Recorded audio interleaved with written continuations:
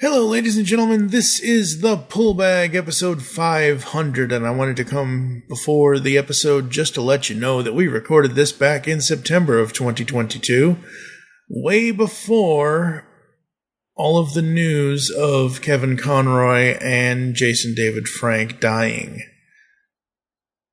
I love them both. I got opportunities to talk with them both, and they're awesome people, and they will be missed.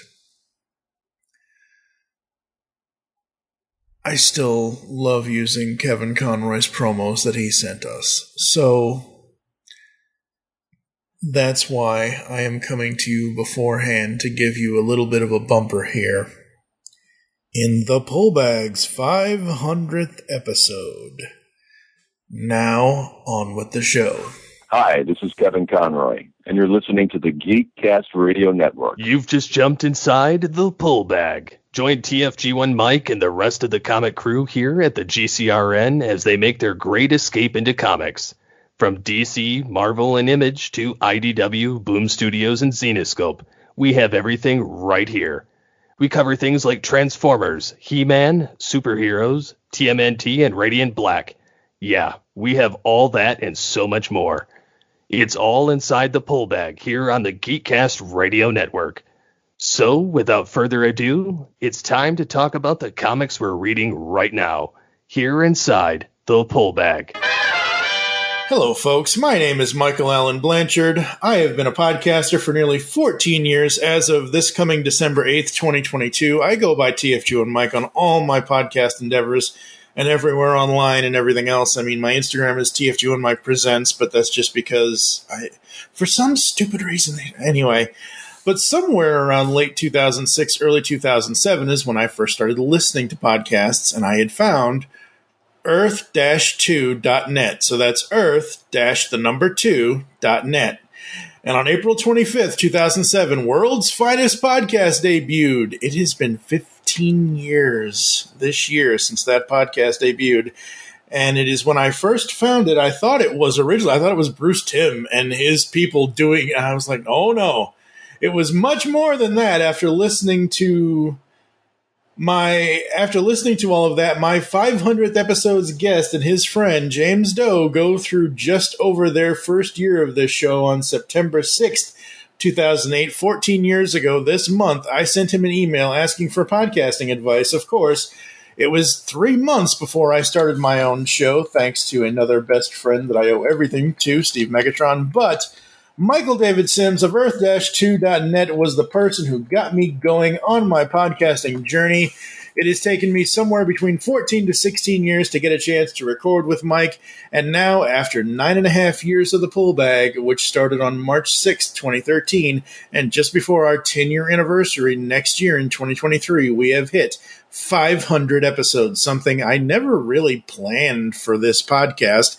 So I am thrilled, excited, ecstatic, elated, overwhelmed, because one just cannot be whelmed. It's either over or under. You just can't be whelmed, according to Robin. To introduce you to the person who was the inspiration behind me starting the TFG1 podcast. Finally, after all these years, I get to say, hi, Mike, how are you? I'm good, Mike. How are you? I'm glad I made that through in one take, because holy crap, that was a lot of writing. Let me say something to your listeners just real quick here. The power of persistence, people. The power of persistence. Like, Mike here, he's not joking when he said it's taken him a long time to nail me down. I am, to a fault, very hard to nail down. Despite what you might hear in this episode in my own podcast, I'm very, I have social anxiety. So it's very, very hard for me to commit to things and agree, not agree to do them, but then do the follow through. And Mike, bless you, because you have, for, as you said, 14 to 16 years, I'll just say 15 years, really tried to get me on one of your shows, and you kept asking, and I always wanted to do it. And I'm sorry if it ever felt like I was blowing you off, like I wasn't following through on commitments. It was nothing like that. It was just my social anxiety always getting the best of me. But you were persistent, and I actually thank you for that, because this is going to be super fun, and I can't wait to do this. Yeah, absolutely. And it's one of those things where when I started listening to you guys, it was one of the early episodes. I forget which one it was, but it was one of the, because for those that don't know, Mike's World's Finest podcast that he did with James Doe is 100 episodes, and they went through every single episode of the DC Animated Universe cartoon series. So BTAS, Batman Beyond, Justice League, Static Shock, Superman, Justice League Unlimited, that show that shall not be named because it is not in continuity. Teen Titans counts. No, it doesn't. If Teen Titans counts, then Robin was before Batman, and that makes no damn sense. No. No, does not. It counts in its own continuity. It doesn't count in the Timverse. Well, let me say this. Without covering Teen Titans, we wouldn't have gotten to 100 episodes. It would have ended, I think, at like, what was the math? Like 80 something? I forget how the math worked. Yeah, it was like 88 or something. But so that's where I got my, because you guys used to do 5 cartoons per podcast, which usually made it anywhere from 1.5 to 3.5 hours long. And I remember one night I was listening and listening and listening. Next thing I know, it's the next morning. I'm like, holy crap. And this was like back at like 2000, like I said, 2007, 2008. Back then I had an iPhone. Now I'm just like, Apple, no thanks. Don't care. So we're here to take Mike through the 25 questions all about how he got into or out of reading comics, and just how does he have such a photographic memory when it comes to comics. I remember every episode you would be like, oh, Dan would say something, or James, or whomever, you like, oh, I remember, that was 1975, and it was Batman doing I don't know how you have all that memory. So let's go ahead and make our great escape into comics and kick it off with, obviously you did, but did you grow up reading comics, and at what age do you first remember reading or noticing comics? Yeah, definitely grew up reading comics. I want to say, I think maybe around age 6, I started reading them. I definitely know I had seen comics before that. They were definitely something that, I knew how to read, but helped me learn how to read, how to comprehend stories. And, the first ones I ever remember reading, so this will kind of mark it, are the very earliest episodes, you'll see why I said that, issues of G.I. Joe, A Real American Hero. I remember seeing those comics on the spinner rack, on the magazine rack at the local grocery store, and I just would pick them up because G.I. Joe was a cartoon. I think that started in 83, right? So I knew what G.I. Joe was. If it was 83, I was 5 at the time, being born in 78. So I had the action figures, I had the toys. I'm like, there's a comic book. So really through G.I. Joe that I got in. That was my gateway into the broader world of comics. At that point, of course, I knew of Superman. Of course, I knew of Batman and Robin and Wonder Woman. But it was G.I. Joe that opened the door for me. From there, my mom and my grandma, whenever we would go just out, we'd inevitably wind up at antique shops. And, there's these dusty old stores, and, my mom and Graham, they're looking at lamps or chairs or whatever the hell. And I'm like, what do I care? I'm 5, 6 years old. So I just roam around the store, and I have very vivid memories of any time we went. It was not always the same store. Sometimes it was, but of going to like the darker, like the back of the store, not literally the back of the store, the out of bounds area, but the back of the store, and the lights were sort of dim there, and just finding boxes of comic books. And the ones I found were World's Finest comics starring Superman, Batman, and Robin. And that's how those became some of my favorite comics of all time. And is ultimately why that podcast was called World's Finest Podcast, is because of my love of those comics, of seeing them in antique shops. And, I think in 83, comics would have cost maybe 75 cents, maybe a little less than that. But, you go to an antique shop, you're paying whatever the owner wants you to pay, right? So we're talking $1, $2, $3, $5 sometimes. But I would ask my mom, can I get one of these? Because it gave me the opportunity to read Superman, Batman, and Robin together in one book in like some weird zany adventures. Like there would be covers of Superman and Batman like being I think is it Batman burning Superman at the stake or vice versa, or them running from wolves being let loose. It's like, well, I got to see what that is. And they were just fun, crazy books. So there you go. It was G.I. Joe and classic issues of World's Finest Comics that got me in. Wow. Very cool. Very cool. So you mentioned your mom and your grandma. So I assume the answer to this will be that. But as a kid, was there a parent, a friend who just said, here, kid, read this comic. Go away. You bother me. Not so much with comics, but definitely when it came to the Batman TV show from the 60s. Mm-hmm. If that was on, I can guarantee you my mom or my gram was like, oh, thank God I can take a breather. Because it didn't matter if I had seen the episode before, because of course they were in reruns all the time, or it felt like to my little kid self that they were on all the time. I would just be like, oh my God, it's Batman and Robin. And inevitably during the intro, if Batgirl on her motorcycle zipped by, I was like, oh, now you really have my attention. Oh, yeah. Big time. Yeah. Yvonne Craig, hello. But it was also like, it meant there was something different. It was like reading an issue of World's Finest Comics. You get Superman, Batman, and Robin. It's like you get Batman, Robin, and Batgirl. Like it added something else to it. So, but they never told me I couldn't read comics. Let me answer the question that way. Yeah.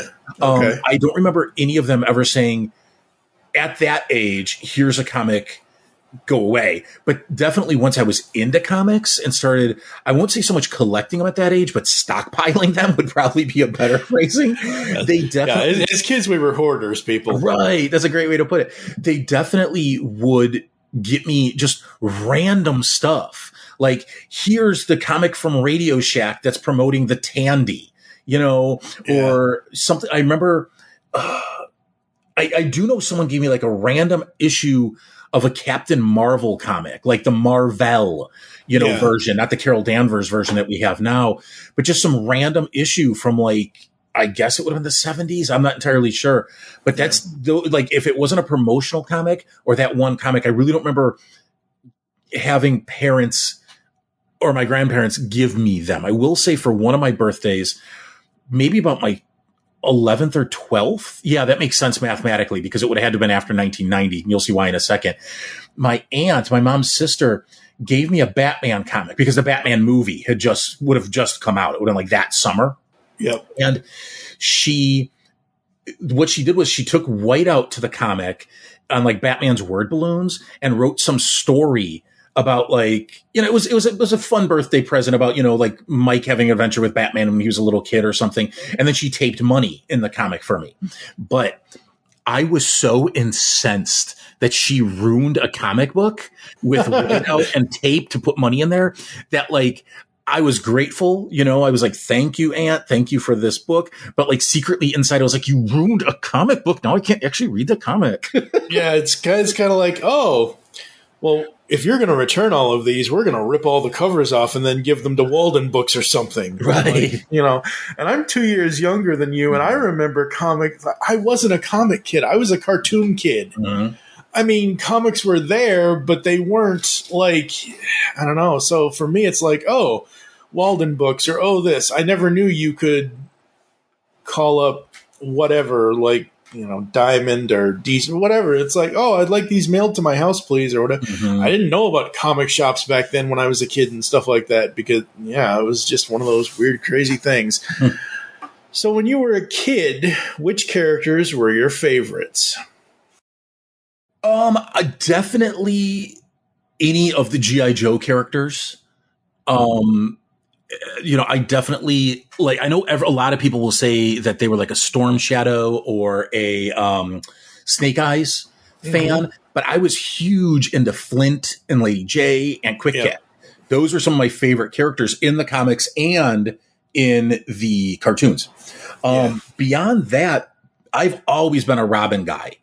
Nowadays I absolutely adore Nightwing, have since pretty much his solo series in the 90s. So I've always been a Dick Grayson fan, but I'm also a big fan of just the idea of Robin. That's why I'm a fan of Jason Todd, of Tim Drake, I didn't really read the Stephanie Brown, the brief run where she was Robin, but I like her as a character. But then of course, Damian Wayne, so Robin as a whole, but specifically I've always gravitated towards Dick Grayson because as a kid, whether I was reading the comics or watching the cartoon, Robin did exactly what Robin was created to do. I didn't want to be Batman. I wanted to be the Kid Pale of Batman.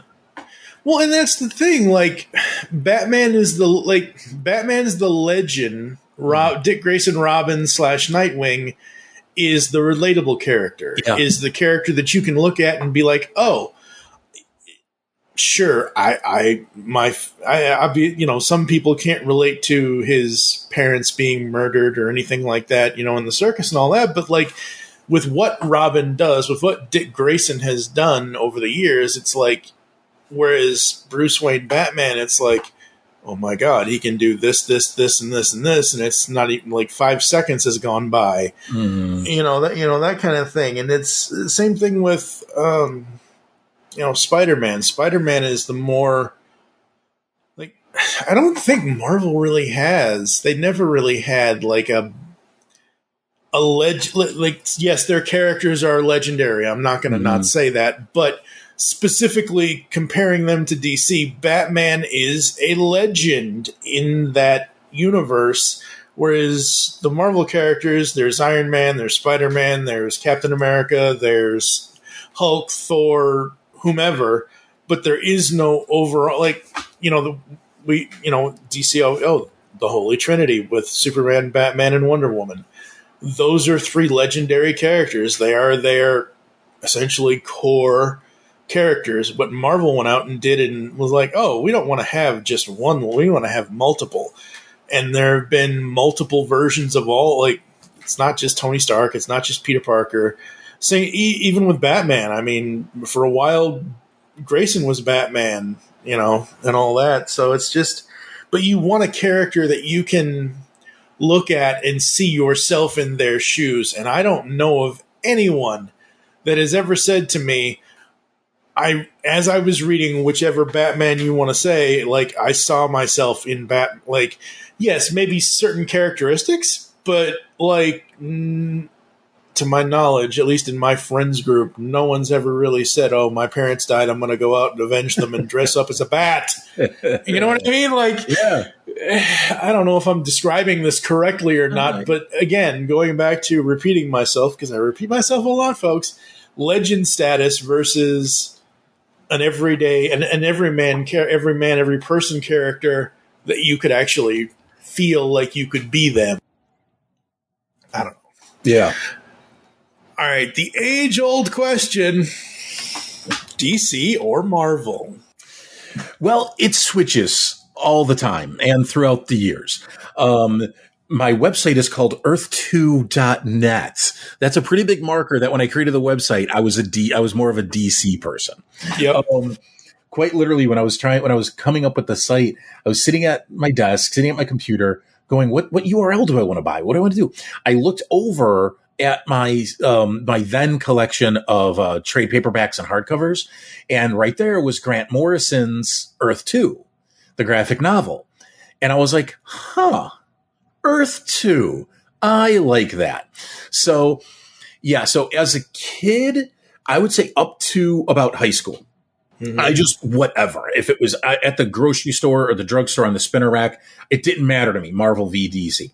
Then I get into high school, and there was a high school friend who helped shepherd me more into being a comic collector. Earlier, I called myself, you said hoarder. I forget what I had said.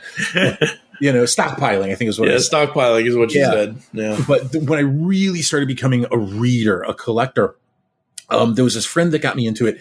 And I was definitely buying Marvel stuff because I was getting into X-Men at that time. There was the 92 cartoon, of course, which you had mentioned off the air.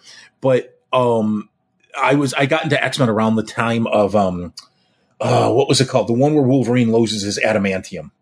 It's whatever that story, Fatal Attractions. So I was getting into Marvel at the time, but shortly thereafter, DC just started trying new things. They would introduce Impulse. They would introduce Young Justice. There was a book called Aztec. And there was a lot of these comics where it just felt fresh and new and like it was for me. Then Marvel Knights comes around in the very late 90s. And, we get Daredevil by Kevin Smith, Joe Quesada, and Jimmy Palmiotti. We get Black Panther by Christopher Priest. We get Inhumans by Jay Lee and Mark Miller.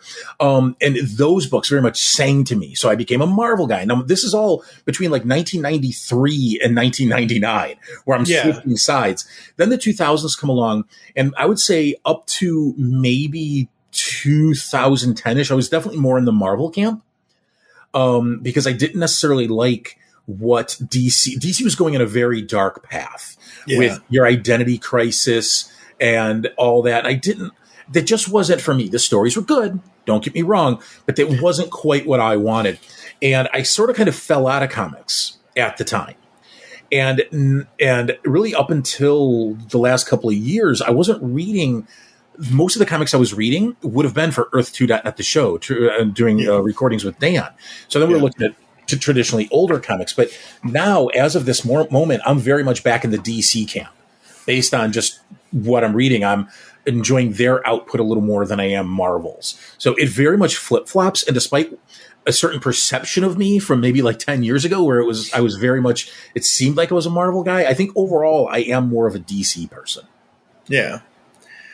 Well, I mean, like you said, Robin is you feel that Robin is at your core. So, that's, And for me, the loyalty has not been to either of the companies. It has never been about that. It's always been about what characters do I enjoy from either of them, or what stories or whatever. And, that's just always what it's been. And with Grayson, it's like, I started on Gates of Gotham. And it was like, oh, he's Batman now. Well, that works. And this story is amazing.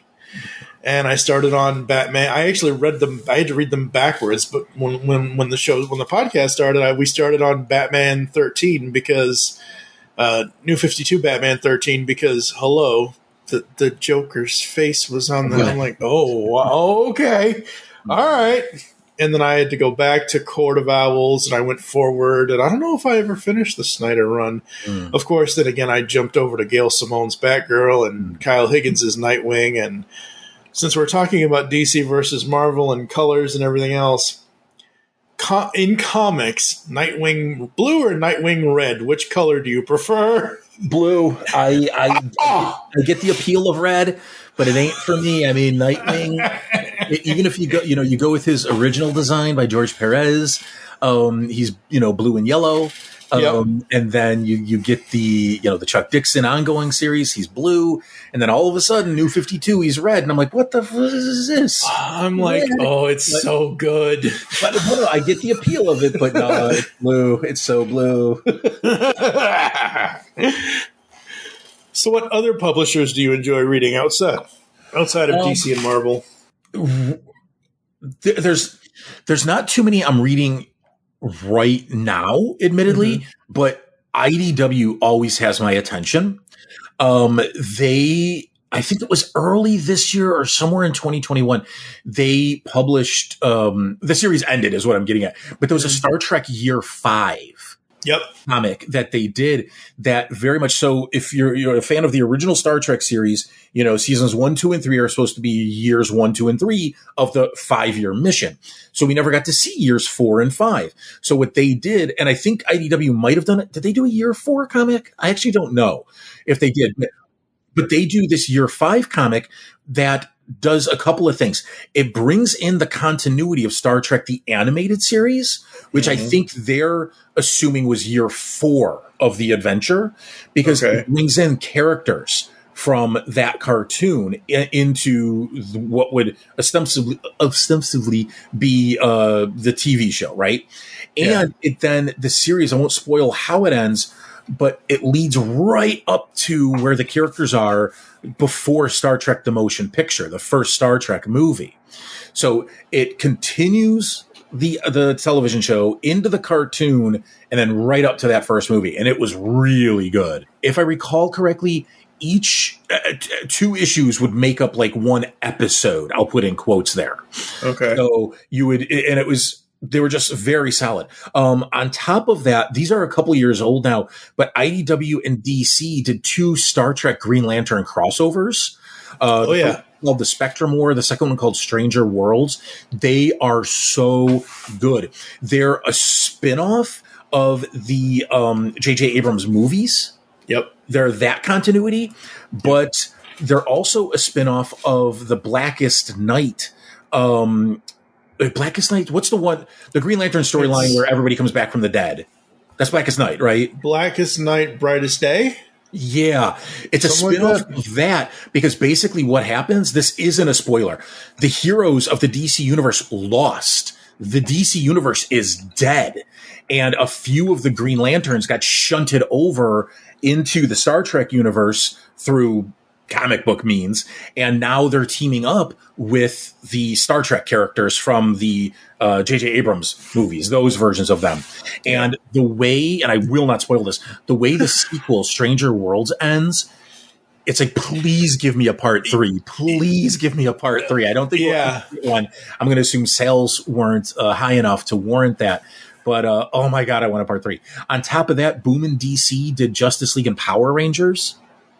Enjoyed the heck out of that. That's right. And if you've ever read Injustice, there's a joke that Tom Taylor continues over from Injustice to that crossover. And lastly, Boom and IDW did a Mighty Morphin Power Rangers Teenage Mutant Ninja Turtles crossover, which it was just fun. They just did one where the Power Rangers crossed over with Godzilla. And, I've not read it yet because I think it just finished within the last 2-3 weeks. So I haven't sat down and read it, but that is like a very near the top of my to read pile. So the common denominator there is pretty much IDW. Star Trek stuff, their weird crossover stuff, like just the crossovers you wouldn't expect. You know, who expects Green Lantern Star Trek? But that makes sense. It makes absolute sense. You know, so IDW and Boom. I might not read their output consistently, but they are on my radar. Yeah. So episode 372 and 373 were when we covered both the Star Trek Green Lantern. Those two episodes of this podcast is when we covered that. And the Mighty Morphin crossover, we had to cover that, so we covered that. And yes, you're right. There is a Star Trek Year 4, and it is done by... See, IDW is like, they are the... It's not franchise, it's... They are just the IP... they are the IP kings because they have, at this point, at the end of this year, they won't have it anymore. But they've had the Transformers and G.I. Joe license for so long. They've got Star Trek. They've got this. They've got that. And it's not, it's all this other stuff that you remember loving. Like they did Star Trek Transformers, basically taking, like you were saying earlier, they took the Star Trek animated series characters and design and combined them with the Generation 1 cartoon designs of Transformers. It was like, holy crap. It was so good. Yeah. All right. So we are living in an age of digital stuff, but print or digital, which one, both, either or, and why or why not when it comes to you reading comics? Digital, just because it's so much easier these days. I definitely do have print comics in my collection, but my collection used to have over 20,000 comics. And, that had to get pared down and pared down and pared down over the years, to the point where now I only have, a handful of collected editions and I actually only have one full comic book run still in print because it means something to me. And that's What If, the second volume of What If.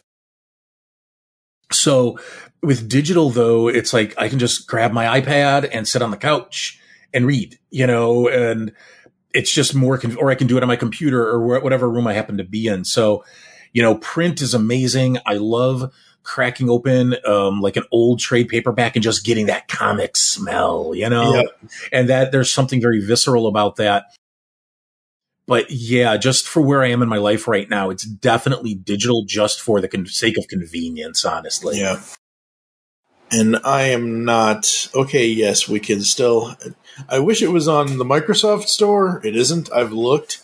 We still have the Comixology app, but ever since that idiot Bezos bought them and folded them into no. Like, the whole point of me having a 32-inch monitor is so I can read the stuff on my computer without having to zoom in. That was the whole greatest thing about Comixology, was that guided view, where you just arrow over and it takes you where it wants to go, and it brings your eye in. But now this new crap with Kindle, it's like, oh, you want to zoom in? You can zoom in. And I'm like, no. Yeah. Let me ask you something. What's your setup? This is the IT geek in me coming out. Okay, so it's the monitor's new, but the overall, it's an old HP Pavilion. I bought it in 2010, so it's really old. I have, like, when I originally bought it, I wanted something that I could have for X number of years, upgrade, blah, blah, blah, and it has all that. I just never did upgrade any of it. But it's like, it's not on its last leg, but it's getting there. And I need to get a new one. But what about your monitors? So you have the 32 inches. Do you have one monitor? Do you dual, tri? What do you do? No, I tried doing dual, and I just couldn't. I had an old 27-inch monitor that I was going to use for just general what I'm doing now with, having the document up, having Chrome open, being able to record this and all that and everything else. And I couldn't. And originally, the reason why I got this, I have the Samsung M7 because it has Wi-Fi and it has apps and it has whatever. So I'm like, oh, it doubles as a TV. That's great. That's awesome. And then I just couldn't concentrate on two different. I'm one of those laser people. If I am focused, I need to be focused on one thing. I can't. That's why. Besides my cerebral palsy, that's one of the reasons why I don't drive. Is because you have to focus on so many different things driving. It's like, oh, this car's over there. That car's. Oh, I need to focus. And I can't do that. So yeah, no, it's just one monitor. Okay. The reason I ask is, can I send you a picture real quick? Yeah, through the chat. Okay. Don't know if you can. Okay, well, no big deal. Then I won't do that. But the reason I brought this up is because you mentioned the 32-inch, so you could use the guided view and make it easier to read. So I have a 3-monitor setup, and so I have the main monitor in front of me, a secondary monitor to my right. I have a third monitor to my left that I keep in vertical status, and that's the one I do all my comic book reading on. So it's like having a giant comic book page open right there. So whenever you upgrade your computer, and if you want to, you decide, I understand what you're saying about needing to focus, but if you can do a second monitor on that machine, I highly recommend to you and anybody who reads digital comics on a computer to get a second monitor and put it in, just turn it 90 degrees. That's all you have to do. It's not only great for reading, it's also great for writing, because you could have the whole document open right in front of you and you could see the whole page. So this is the end of my IT nerd section. We're going to go back into my comic book. Sorry to hijack the show there. No. Like, I mean, you're the professional here. I'm just, the host. It's okay. Where the hell were we? Oh yeah. Okay. Let's put digital. Yes. Who are some of your favorite comics writers and why? Right now, and I hinted at him a few moments ago, it's Tom Taylor for sure. Right now, he's writing Nightwing, Superman, Son of Kal-El, and he had an independent series, I want to say through Boom, called 7 Secrets. He just... when he gets his hooks into characters, he just makes you believe that they're real. The most recent issue of Nightwing that came out, Dick faced a moment where it's not a spoiler to say a villain figured out identity. And Dick was like, oh no, that means I can't have personal relationships. So he tries to break up with Barbara. And Barbara looks him in the face and she goes, dude, I'm Batgirl. Get this toxic BS out of your system. Batman raised you wrong, and we are going to be Dick and Barbara forever. And it was such an honest moment where Dick was trying to do something that he thought was right and honorable, but it was also a very toxic, self-centered decision. He didn't consult Barbara. He was making a unilateral decision. And just have Barbara be like, dude, dude, think about what I've gone through. Yeah. I'm okay if a villain knows your identity and knows mine. We'll get through this. But he's also for DC, he had a Suicide Squad series. It didn't last that long, unfortunately. I think it only lasted about 12 issues. It was a very solid series. He did the entire Injustice run, based off the video game and Injustice 2. I've never read that whole thing, but I've liked what I've read for the most part. There are some iffy bits. But for Marvel, he also did a short-lived X-Men Red series. There's a current X-Men Red series going on, but that's not him. But this is the one that focused on Jean Grey creating a team to just be, were they being more proactive? I forget what they were doing. But it featured Laura Kinney, the all-new Wolverine. That was another series he wrote. Where Logan was thought to be dead. And, one of, Laura, his clone daughter, came around and took up the mantle of Wolverine, and she found out there were clones of her. So she had a couple of sisters, and they introduced Honey Badger in that, which is imagine Wolverine, but as a 12-year-old girl, and it's the most adorable thing ever because all she wants to do is Wolverine everything to death. She's also a 12-year-old girl, and so she's awesome. Yeah. If we're going to go classic, I say classic, I mean the 90s, I got to go with Kurt Busiek of Avengers and Astro City. In the 90s, Preacher was my comic, so I got to say Garth Ennis and Mark Waid doing Impulse. And why am I blank? I know he did Flash, but I never really read his Flash run. I got into him through Impulse. And then, honestly, Chuck Dixon, who was pretty much wrote all of the Bat books in the early mid-90s, Robin, Nightwing. I know he did some of the main Batman books. So that's a hodgepodge, but those are a lot of my Mount Rushmore comic book writers. Yeah. I'm probably going to edit this out, but I'm going to ask you this. Was there something recently in the last 4 or 5 years about something came out about Chuck Dixon where people were like, oh no, he's not it's one of those, you find out about something or you find it's kind of me posting on Twitter 10 years ago, Nightwing Red Forever, and then that coming back to bite. Was there some scandal with Chuck Dixon? Yeah, he is extremely right-wing. I don't know if he said, I don't know if there was one thing he said specifically, but he definitely has political views that a lot of people do not get along with. I don't know if he's part of Comicsgate. That group, but I believe he's tangentially related to them in some ways. And I never, I've tried looking into what Comicsgate was, but if I remember correctly, they want comics to be the way they were and no change, no new things, no this, no that. Yeah, they are primarily straight white men who are angry that women and people of color are making comic books. And heaven forbid if you're female, of color, and queer, because they will go after you. They will dox you. They are not good people. And the person who leads them is a grifter. That's all he is. He puts up, he's just an absolute grifter. And he believes what he says, but he's really just in it for the money and to scam his followers out of money. And that's it. But yeah, if they're the people that wanted, a lot of them, the followers are people who wanted to make comics and never did, for whatever reason, never made it all the way in. And so when they see other people doing it, especially again, women, people of color, and people in the queer community, they feel like they're taking seats away from them. And it's no, they just worked harder, but they think it was given to them because, they're women, they're of color, they're queer, whatever, where it's not that at all. They worked hard and they got their shot and they ran with it, So yeah, they're just a hardcore hate group is what yeah. I can't stand crap like that. You know what?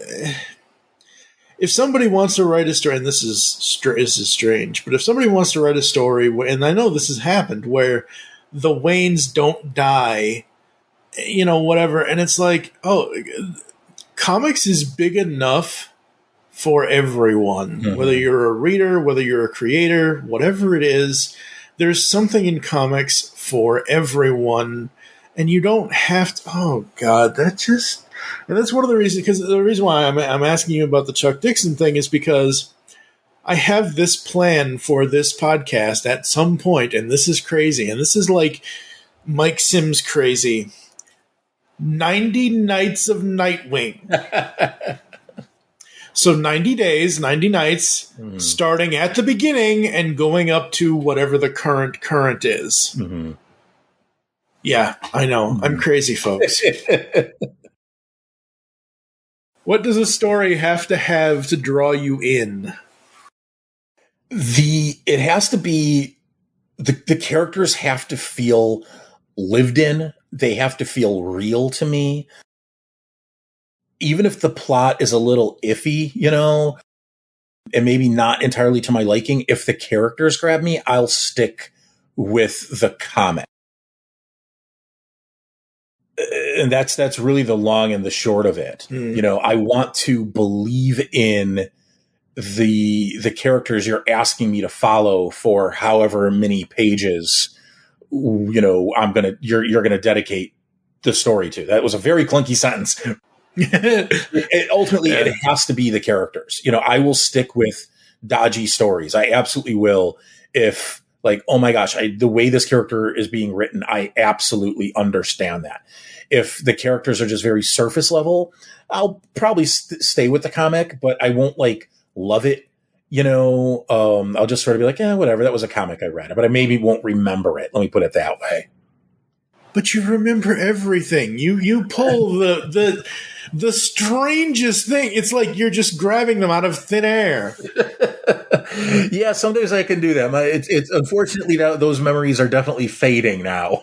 No. Come on now. We got to keep that going. We got to we got to get your Blanche going over there.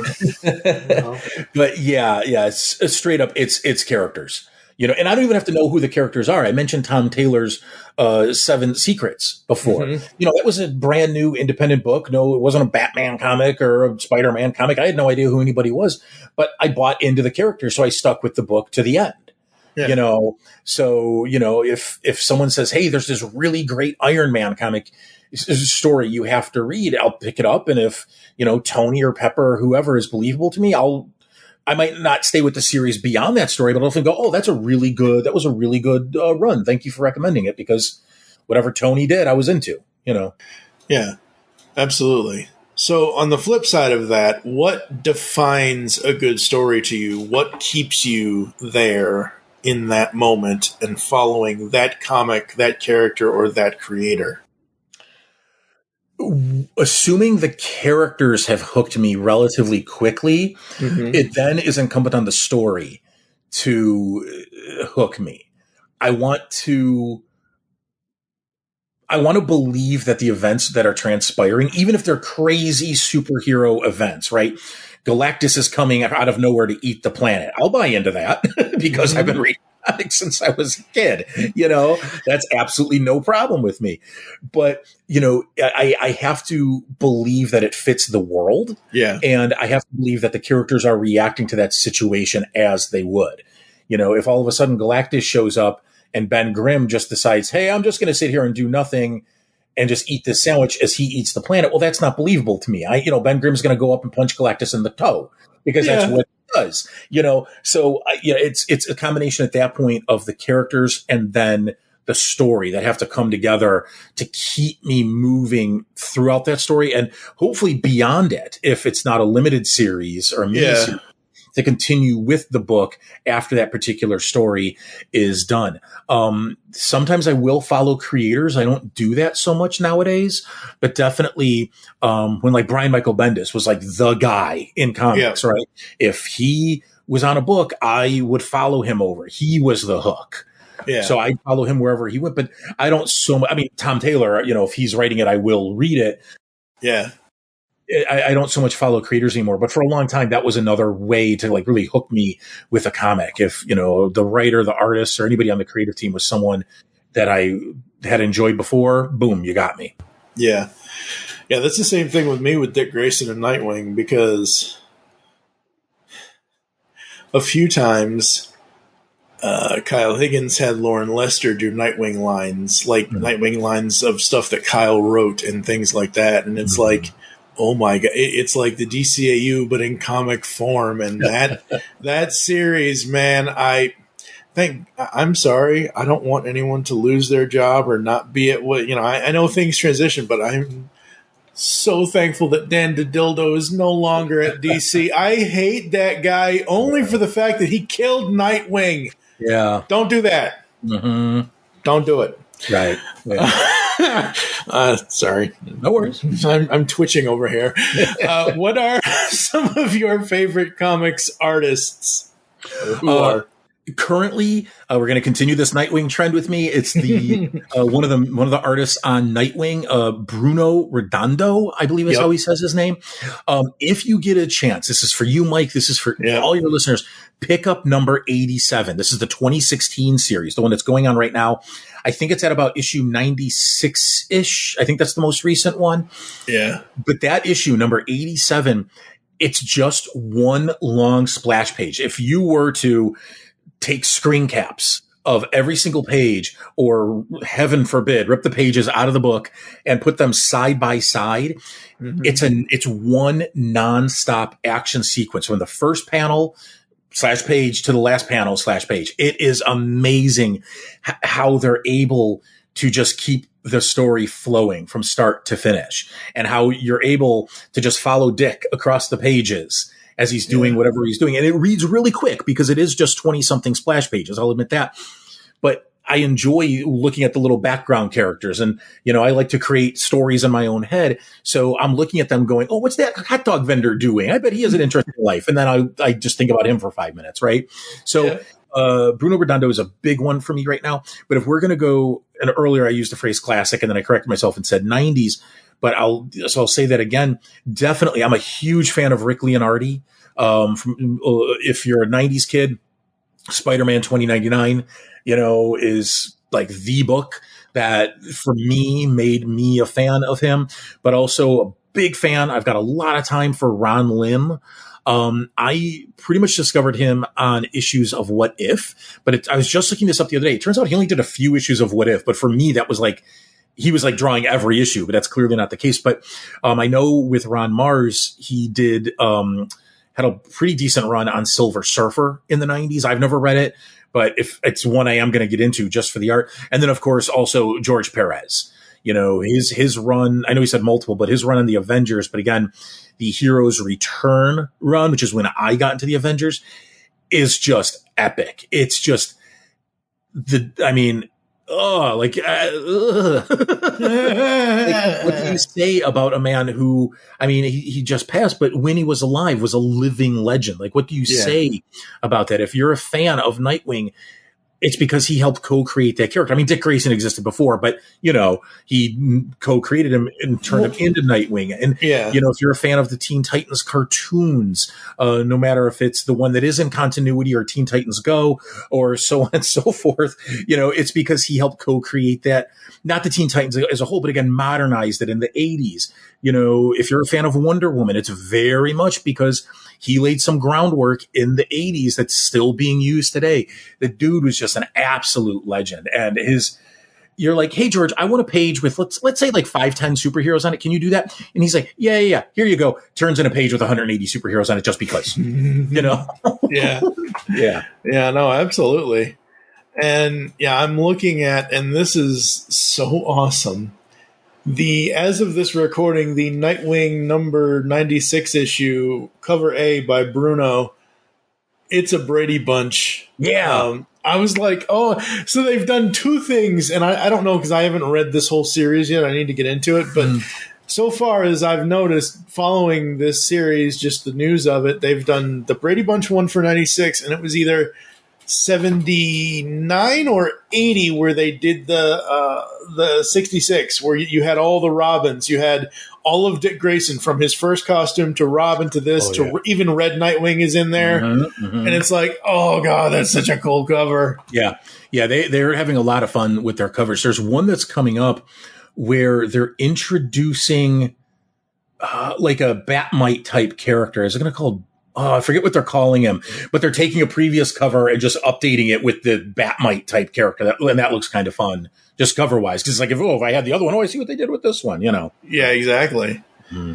Yeah, absolutely. And man, for me, it's all about the entire piece of art. Mm-hmm. So I don't get too far into the weeds of like the line that is drawn or this or that, or like, as much as I appreciate pencils and everything else, for me, it's like I want to see the finished image and just be wowed by that. And man, there's so many artists that do so many great things.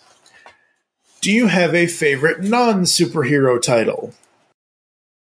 None that I'm reading at the moment, but I would definitely say for me, it's Preacher.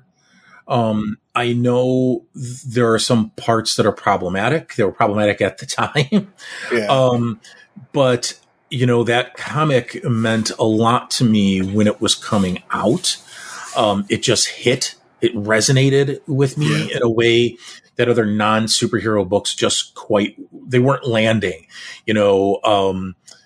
Like for a lot of people, you know, my age and even a touch older, like Sandman's their big DC/Vertigo book, right? Mm-hmm. And I've struggled with Sandman. I've really tried. And one of my reading goals of 2023 is to finally read the whole thing and really get into it, and then potentially try to enjoy the Netflix series that, you know, the first season just dropped. So even though I struggled with that, you know, Preacher hit something. It just connected with me.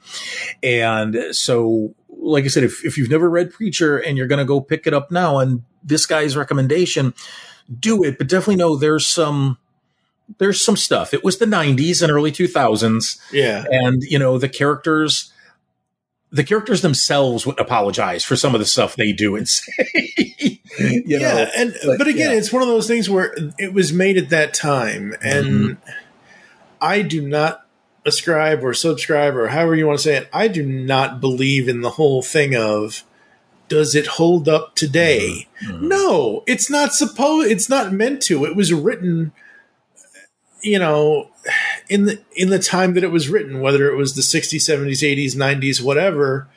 Like, you know, some of the stuff that, you know, whatever it is, like, that came out X number of years ago, of course it's not going to hold up to today, the way society is today, because it's a commentary on the way society was then and its issues that were happening then. And it may be problematic today, but if you look at it in the way it was, like 30, like whatever it is, I don't remember what you'll probably remember this one once I describe it, but wasn't there a cover of Batman peeing on somebody? It was like this all yellow cover or something or other. I don't remember. Somebody said that. There's a Frank Miller All-Star Batman and Robin the Boy Wonder that's an all yellow issue, but that's all paint, not urine. But there might be one that I'm just not aware of. I don't know. Yeah, I don't know. But it's like, you know, it's that kind of thing where, they're trying to make a point, but that point was written at a time where society isn't where it is now, where it was then, if that makes any sense. It does. And no, it does. And with Preacher specifically, a huge point of the comic is that Jesse, the lead character, was raised by awful, terrible, toxic people. Like after his father is murdered, his sole male influence is just a murderous son of a who flat out tells him that men don't cry. You know, he teaches him to be a brute in and of himself. So Jesse has to shed all of this toxic masculinity that is baked into him by the people who raised him. And when you get to the final issue, which I won't speak about, there's a moment where you're like, oh my God, Jesse does something where you see that he's starting to finally shed the bullshit. And again, pardon the language. I know you said it was okay. Pardon it. But to shed all that stuff, and to try to live a better life. So like I say, even though a lot of it won't hold up to today, Garth Ennis was trying to say that this stuff that we've seen Jesse do and say wasn't right from the first issue, and it's definitely not right now in 2022, but he's going to try, and that's what counts. Yeah, exactly. I mean, we all have no one has a perfect life. Mm-hmm. There's always trauma or events that happen that may change you or may not change you or may, throw you in a different direction. And sometimes we go on a path that is not right. Uh-huh. Does that mean we're overall bad people? No, it just means that we're in a place that, holy shit, the easiest thing I can equate it to is like drug abuse or alcoholism or that, it's like if somebody goes that far down the bottle and then they break, just because at that breaking point they may say some stuff that they wouldn't normally say, that's them screaming for help kind of thing. Yep. I don't know. Yep. What is your favorite run of a series? So this is like the best thing I can like. Batman 61 to 75 or something like that.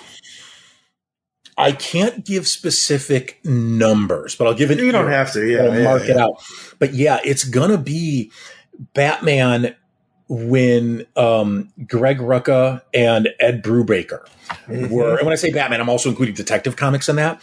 Yeah. Were leading those books. I haven't gone back and reread it in a while for fear that it wouldn't hold up, right? You don't want that, I love this movie as a kid. Oh my God, this movie is terrible. You don't want that kind of experience, but very much that era, the Greg Rucka, Ed Brubaker era of Batman and Detective, it felt like they were taking Batman back to basics. This was after Nightfall. This was after Cataclysm and all of those events. I can't remember. I think they did Officer Down in that one where it looked like, I think this was during this era, where someone shot Jim Gordon. I think they did Bruce Wayne Murderer, again, in that general era, whether they had a hand or not. But that's the general time where I'm talking about. But yeah, it was just back to Batman being a detective, solving crimes, and going from there, and then that would have been around the same time when Gotham Central would have been launching, which of course was co-written by, I think, both guys at first and maybe Brubaker by the end. I can't remember. But so that sort of era of Batman comics, that's like the tippy top of Batman stuff for me. Yeah, absolutely. It's just, and I need to get into that era. I have not. Before Comixology got bought by an idiot and his company, I went and looked at Nightfall to see how the hell I could, because the way we cover comics is we were going by Comixology, we were going by guided view, we weren't necessarily going panel by panel, but we were going through whether it was a trade or a single issue. We go through everything and discuss every point, and I specifically say it at the beginning of every episode.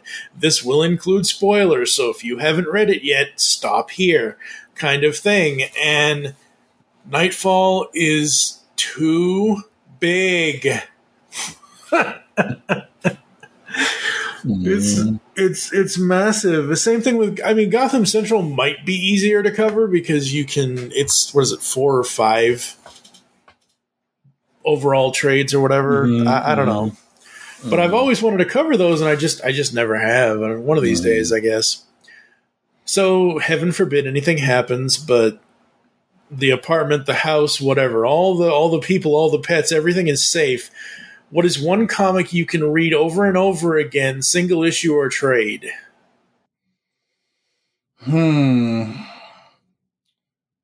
That, I'm looking around the room. I'm looking at the shelf, which is presently blocked. Single issue. You know what it is? Let me get the exact number. Let me Google it for you. Oh, Lord. Of adjectiveless Spider-Man from the 90s. I think it's Spider-Man 17. It's Spider-Man 17. It came out in it's that 1990 series, but when did it come out? 91, December of 91 is the cover date. It's got Thanos holding like a battered and beaten Spider-Man. And it says, "You will believe a man can die." And the whole point of the issue is that while attempting to save a little girl, Peter Parker, Spider-Man, dies. He legit dies in the comic. And he then has to convince death, literal death, that he to resurrect him. And it isn't because he has unfinished business with Mary Jane, or he doesn't want Aunt May to suffer another death in her life or anything like that. He convinces death to allow him to live so he can save that precious little girl who also died on that roof because he died trying to save her. So she died. Yeah. And it's heartwarming. It gets at the very core of what Peter Parker is as a character, of who Spider-Man is. Like, he knows he'll probably die in the line of battle. He's made, he's come to terms with that, but heaven forbid he can't save that last person he was trying to save. And it really just gets to the core of the character. It's one I've read maybe something like 10 times, which in the grand scheme of things, there's other comics I've read more than that. But that's the one where it's like, if that one's out in the open, and that's being grabbed as I head out the door. Yeah, I kind of combine those questions, but because I screwed that up. But anyway, are there any comics you avoid altogether? So you go into the comic shop and you're going to grab like the latest Batman or the latest Nightwing or Robin or whatever, but as you're looking through them, you just see something like, Mad Balls, or this. Are there any comics you have completely avoided altogether? Yeah, I'll say, not to disrespect the guy because he's done so much for the industry, but a lot of Frank Miller's more modern stuff. Mm-hmm. I definitely flipped through the sequel to The Dark Knight, and I was like, what is this? This is not for me, and quickly set it down. Yeah. And he, what was that one? I won't name check the other one he did because that was like extremely problematic. But yeah, when it comes to his more recent, and I put that in loose air quotes there, Batman work, I'm like, you know what? I'm good with just The Dark Knight Returns and Year One and just leaving it at that. I don't need to read a lot of his more modern takes, be it just the writing, like with All-Star Batman and Robin the Boy Wonder, or the sequels to The Dark Knight. I'm like, no, I'm definitely good. Yeah. So. The thing with Miller is he's written Batman, and look, I'm not trying to speak ill of the man, but he has a huge Batman complex. Mm-hmm. So back, I think it's episode 375? I don't know. Anyway, I start when Superman, is it Unbound or Unchained, or there was a Frank Miller, there was this thing where it was when DC started doing Black Label. And they did this Superman series, and it was just a 3-issue miniseries thing. It was this 3-arc thing. It was this new origin. It wasn't to set up a whole new. It was just this whole self-contained, like The Dark Knight Returns is a self-contained story. Mm-hmm. It was the same thing, and I read the first 2 issues, and we covered them on the show, and I read the solicit for the 3rd issue, and I'm like, oh, nope, Batman comes. Like, this is Superman's origin. Like, stop, Frank. Just please stop. If you're going to tell a Superman, and I know Superman, Batman, they're connected. They're this, they're that. They're, whatever. But, like, oh, God. And we've never, I think I just bought that issue to finish covering that thing eventually on this show. But, yeah, once I saw that solicit a few years ago, I was like, oh, Batman and the Superman origin story. I don't know how that's going to work. I just walked away from it. Yeah, I think it was Superman Year One. That's what it is. It was, I always get, because they've had so many other, like, obviously there's Superman, there's Man of Steel, there's Son of Kal-El, which is fine. That's all well and good, fine. But then there's also, like, Unbound, which I think is I think Unchained is Snyder doing it, but there's Unbound, there's Unchained, there's this, there's that, and I was like, oh god, Right. and of course it's Superman Year One. It's Frank fucking Miller. Why didn't I remember that? Everything has to be Year One. Oh god. All right. Are there any comics in the past or currently that you wish you had not read them? Countdown.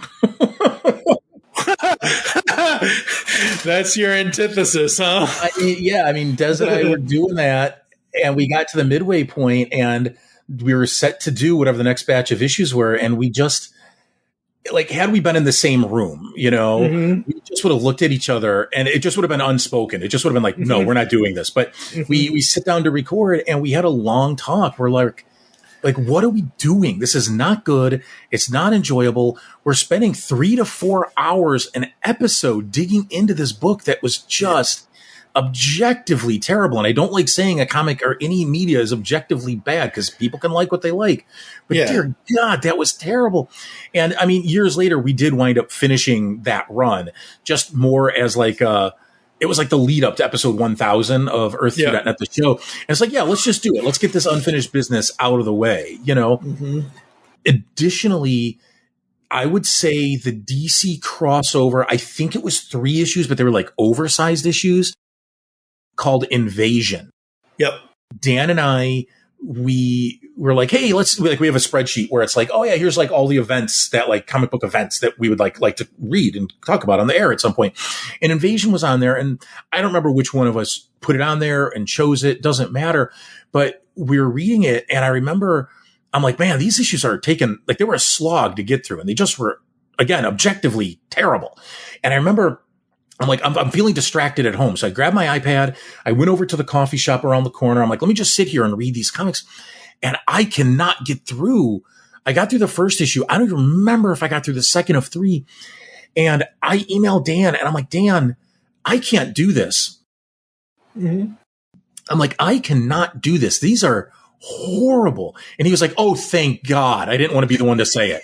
And we never covered it. It's the only thing that either of us called an audible on and said, no, we are not doing this, because it was just so hard to get through the material that if we just sat down to talk about it, what we would have just said, it's terrible.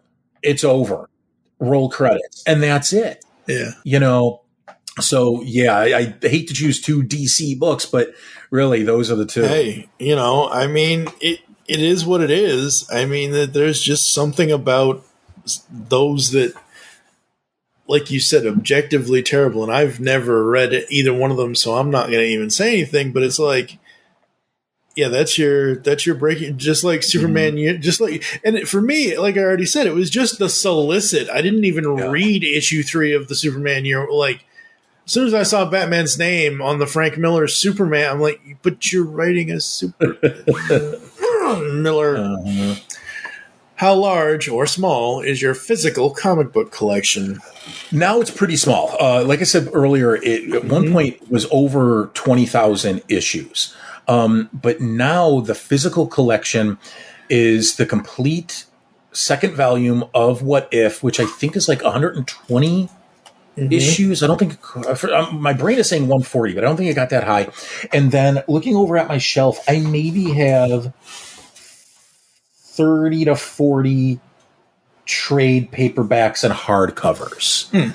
So whatever that comes to, you're looking at maybe 200 physical copies, because I just switched to digital at some point. It's like, as you said, you got Comixology, or, I've got external hard drives where I could save the books and just read them. So we're talking digital collection. Jesus, I don't know. No. That's why I said physical. Much larger than it was ever physical. But probably about 200 issues.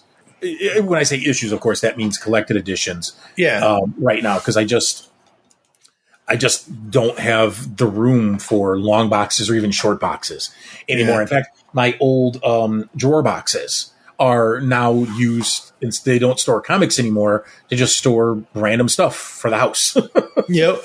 Yeah, absolutely. And I've always been like, when I started this show almost 10 years ago, I was doing the thing everyone does. Every week, you go to the comic shop, you get the new book, you read the, like I said, Batman 13 through 17 of New 52. It's like, oh, okay, I'll get that.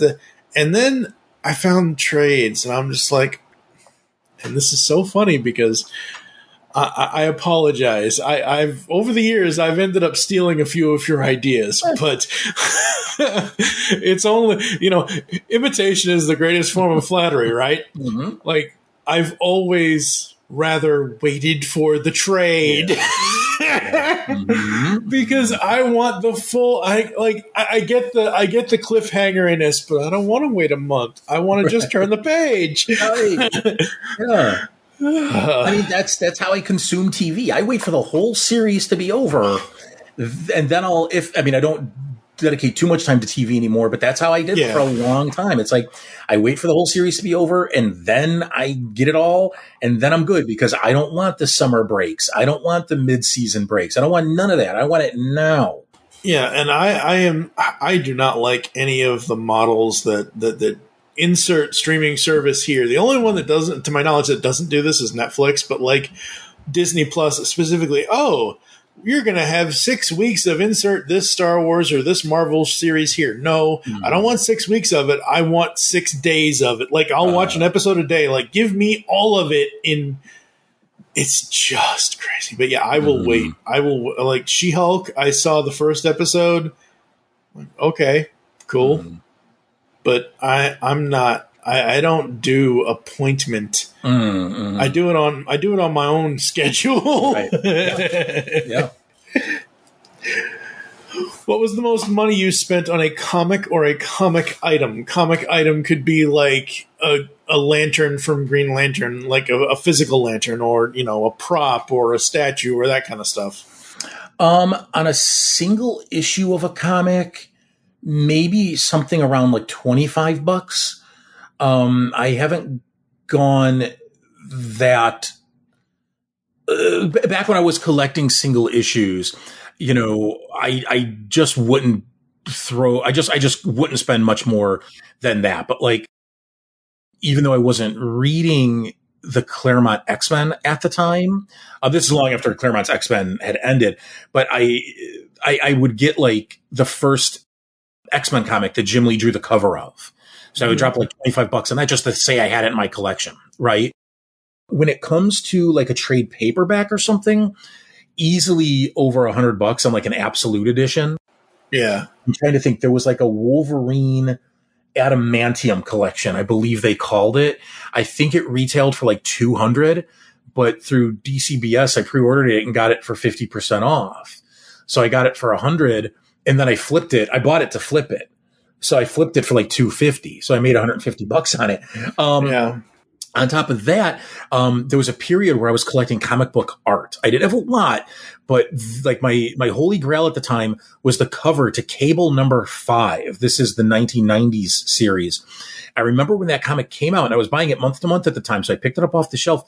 I always wanted this cover, and it's just Cable diving at us as there's like some dude in the background shooting little like orbs that are like shooting lasers at him. And on the cover it says, "The gentleman's name is Sincere." And I'm like, this is so cool. Of course it's stupid, but it's so cool. And I always wanted to own that. And I found it on eBay at one point. This would have been circa 2009-ish, maybe 2008. And I don't remember how much I spent on it. Probably like $200. But then it got to a point where I needed some money, and I was able to sell it for like $600. So it was a really good investment. But yeah, so I would say like there's different tiers per issue, trade / collection versus comic book art. That's how that would sort of play out. Yeah. Comic book art is a whole other avenue of things. It's a whole other, section of it. I assume this is the right one. I'm looking on Amazon here. Wolverine, the Adamantium collection. It's him on the cover with Sabretooth, and Hulk is at the top. They want for the hardcover $623 and change. Yeah. The used ones are from $349. The new ones are from $620. I'm like, Yeah. And this is from June of 2013. And I was like, wait, what? It's only that old? Holy crap. Yeah. That book is huge. Like, I mean, you know how big absolute collections are? This is even bigger. And I don't mean just in thickness. I mean, overall size. It is unreadable. I mean, even if you lay it on the floor and act like you're like, just lay on the floor reading a comic like a little kid or whatever. It's like, it's still unreadable. I don't think Marvel ever did anything of that size after they did that.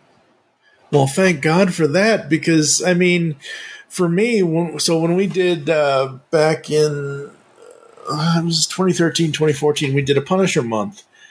And at one point, I went out to my local comic shop at the time in Louisville, Kentucky, The Great Escape, and I grabbed the it's the 12 issue maxi. It's Welcome Back, Frank. Yes, that's Welcome Back, Frank nearly ruined me. And it wasn't because of the content of the comic. It's because of the weight of 12 issues in one hardcover. I'm sitting here reading this book in my comfortable chair. Next thing I know, I'm snoring and the book crashes to the floor. And I'm like, whoa, what the hell was that? I fell asleep under the weight of how heavy that book is. Oh, Frank, you are not welcome, Frank. Get out. So you mentioned earlier that at some point you were you were out of comics, but what was that moment when you were completely you were like, nope, I'm out, I'm done, and you just stopped? It was event fatigue. It was literally, and I'm just naming events specifically. These aren't necessarily the ones that kind of pushed me away, but it's like you had Civil War, then you had Secret Invasion, then you had what was the one after that? Dark Reign, and it was just one on top of the other, and it was like, of course you don't have to read them, but if they tie into the book you're reading, you're being pulled into them tangentially, unwillingly, right? And I just got tired of just event after event after event, where I was just like, I'm good. At the Earth2.net forums, we have the comic, what is it? Like every comic you've read, and then you put in the year. So right now, 2022. And it's like, there were a couple of years where I had next to nothing, if anything, because if I wasn't doing it for the show, I just wasn't reading comics. So, new current comics. And so, it was just event fatigue. So, when I got back into reading them, it was just sort of just dipping my toe into the pool, seeing what I liked, and I'm not reading a ton right now in terms of, again, current comics. Yeah. Because I don't want to get sucked into the latest mega super event. When I really want to read Marvel's most recent Secret Wars, because I hear it's really good, but I don't want to feel like I have to read the entirety of Jonathan Hickman's Avengers run that leads up to it, or all the groundwork he was laying when he was doing, I think it was the Shield book he did, where there were hints and that's on me saying, hey, I have to read the whole thing to understand what's going on. I really could just pick up Secret Wars and just dive in. But I know there's going to be elements that there were seeds that were laying over here that I feel like I'm going to have to know to get over here, So it's, I want to try them again, but I do fear them because I don't want to get burnt out again. Well, yeah. And again, and most of us, most of this episode is the big two, because that's what you're into, and that's fine. But it's like, the problem with Marvel and DC is exactly what you said. There's so much, they set up so much to lead into something that is supposed to be this big, giant world. Marvel and DC do Endgame every, 5 years. They have a Infinity War / Endgame kind of thing. But, when I started reading back in 2013, I said to Steve, issue 13, does that mean I have to read issues 0 to 12? Oh, and don't even get me started on the new 52 0 issues. That was just dumb. They should have released the 0 issues at the beginning. So it's 0, 1, 2, 3, 4, not, here's issues 6 to 12 and number 0 at the end of 12. And I'm like, don't do So when I asked him, I'm like, okay, Death of the Family, do I need to read the first 12? He's like, no, it's a whole like the jumping on point kind of thing. And it's like, but now I feel like I have to read. Like Batman might have said something to the Joker in those 13 to 17 that goes back to whatever Court of Owls was, or when I'm like, oh, I'm missing that, and that's on us, but it's also on these two companies that set all this up that make us want to read everything, and you just can't read everything. Right. Yeah. It's just crazy. So you said you're not reading much currently, but what are you reading right now, and what do you think our listeners should check out? I've mentioned it a few times now, but definitely check out Nightwing by Tom Taylor. The thrust of the series is that this is a few years ago now, so it's not a spoiler, but Alfred was murdered. He got his neck broken and was killed. And he left Dick Grayson a ton of money. Like Alfred just saved up from whatever Bruce was paying him, and he leaves. They never define what it is, but the idea is that he left Dick billions of dollars. Yeah. And Dick isn't one to just sit on money. He wants to do something good with it. So he creates the Alfred Pennyworth Foundation or something along those lines. And he wants to use that to fight the corruption in Bloodhaven. And, the police commissioner pushes back, politicians push back, Blockbuster is there, the longtime Nightwing villain. So he pushes back because he's ostensibly his kingpin, Yeah. Yeah.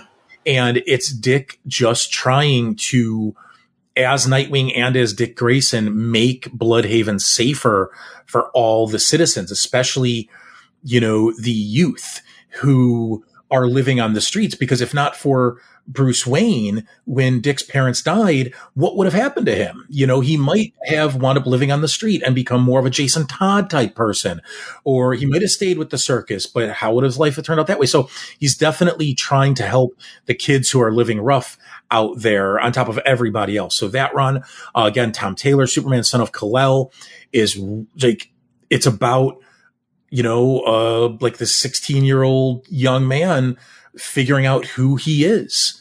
His father, the greatest superhero of all time in the DC universe, is disappeared. And now he's trying to navigate life as a young queer man, calling himself Superman, and how the world reacts to him.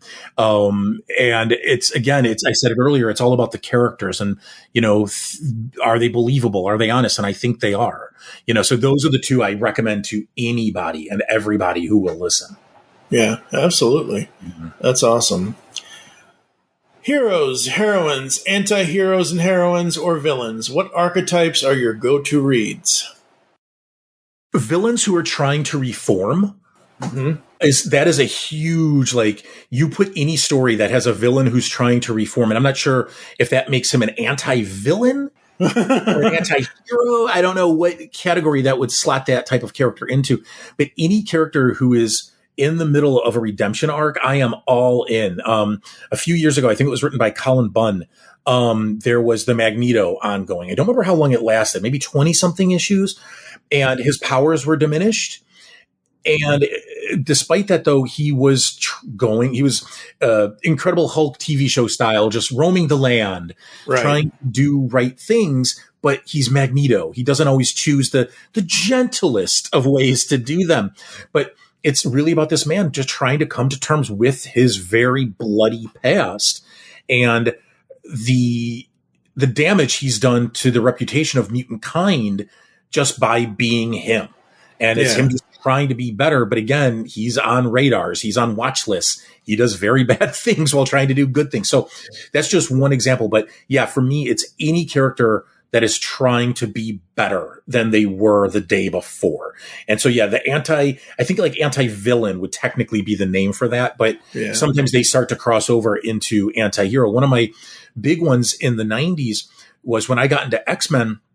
Wolverine, as I said earlier, had the adamantium ripped from his bones. He left the X-Men, and they brought Sabretooth over to the book. And that's why I'm a big Sabretooth fan, because during that era, initially he was in chains, literal chains in the X-Men's basement as they were trying to use their various psychics to like ease his mental pain to make him a better person. So maybe he could join the X-Men. And I was very much into that because initially he hates it because again, he's chained in the basement, but then he sort of starts being into it, if I recall correctly, like being into being an X-Men and trying to do better. And of course, he's Sabretooth. He can't forever be a hero. But throughout the years, he goes back and forth between being a villain and an anti-hero. There was an Iron Fist story from a few years ago, maybe 4 or 5 years ago at this point, where he teams up with Iron Fist and they track down an old running buddy of Sabretooth, his buddy's been killed, but someone's pretending to be him. And they want to track him down to say, why are you pretending to be my buddy? And I'm not cool with that, you know? Yeah. So, villains who are trying to be better. Again, I've said it a couple times now. That's my go-to. All character, all whether it's superheroes or whatever, they all have the way that they are created and written is you have a story that starts from some trauma. You look at Harley and everything that she's been through over the years and her turnaround, and Harley isn't just evil. She's never really been evil. I mean, I'm sure she's obviously done bad things, but like she was traumatized. The Joker is the evil. Harley not necessarily. But yeah, I mean that's awesome. I mean, it's if you can find enjoyment in it's all about the character. It's all about what the character goes through, that journey, and sometimes you can follow them, and sometimes you get to a point where it's like, oh. They wrote that. I'm going to set this book down and step back about 5 feet. Right. Well, you mentioned Harley, and she's like the perfect example. Yeah. Because, no matter what your opinions are on the Injustice comics, that series did a lot of heavy lifting. And I'm not putting down the Jimmy Palmiotti, Amanda Conner run on Harley Quinn, but that did a lot of heavy lifting to shift her from villain to hero, question mark, maybe more anti-hero, because and it did it for me. And I know a lot of people in the moment. There's a very, I say famous, but you know what I mean, moment where she's in Injustice, she's beating up Black Canary. She's got Black Canary dead to rights with like a mallet or something because it's Harley Quinn.